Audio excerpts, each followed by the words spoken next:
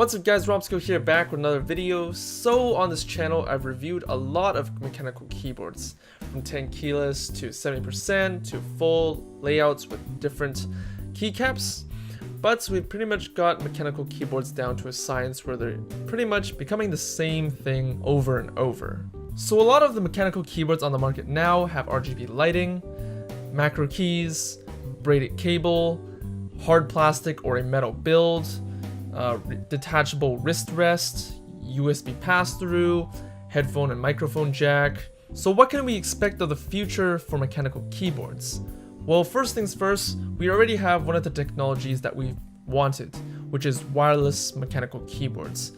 Right now there are a few mechanical keyboards out there that are wireless and are pretty good, but of course most people don't use wireless mechanical keyboards due to latency, and I think I can confidently say at least half of the people who use mechanical keyboards use them for gaming, especially for high APM games such as League of Legends, Dota, CSGO, things like that. So latency would be one of the biggest things to tackle. So the technology for zero latency on a wireless mechanical keyboard might not be here yet, but we know the technology is here through the examples of the Logitech PowerPlay and its Lightspeed wireless capabilities.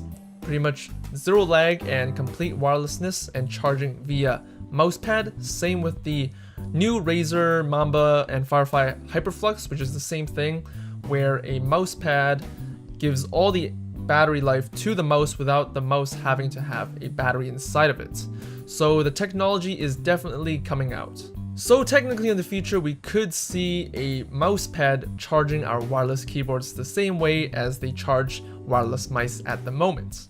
We could possibly see a touch bar going onto our mechanical keyboards like the ones on the MacBook Pro to promote productivity, since that is one of the biggest things or biggest features for the touch bar, is to promote productivity and have some different features that you can control on your keyboard rather than on a screen via software. So probably one of the biggest things that's happened with mechanical keyboards and mechanical switches in the past few years would probably be moving on to the laptop and notebook market. For example, the MSI Titan, which was the first gaming laptop to have a full-size mechanical keyboard with full-sized Cherry MX switches. This brought out a whole new experience of having a mechanical keyboard without having to bring an extra keyboard with you along with your laptop, but instead it's together with the same set with your laptop is the mechanical keyboard, and there's the portability version of it.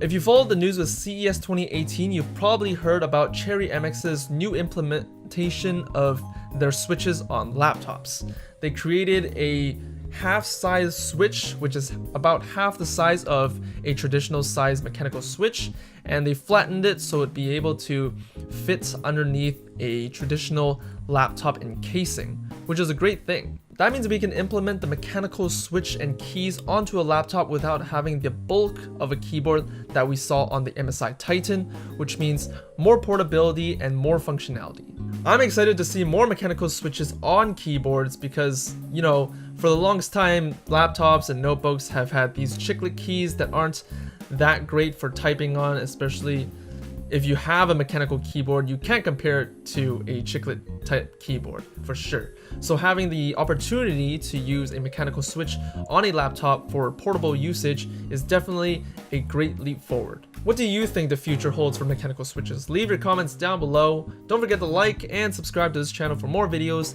and I'll see you guys in the next video. Peace.